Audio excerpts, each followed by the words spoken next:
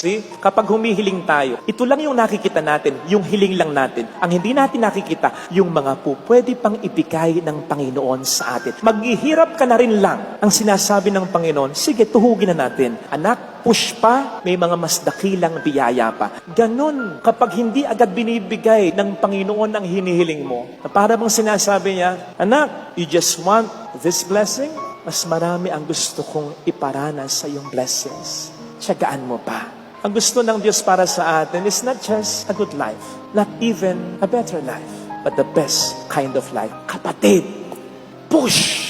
Kahit parang tahimik ang Diyos. Kasi kahit tahimik ang Diyos, may ginagawa ang Diyos. Psalm 121 verse 3, hindi natutulog ang Diyos. Kaya kahit tahimik ang Diyos, may ginagawang mabuti, may nilulutong maganda para sa iyo ang Diyos.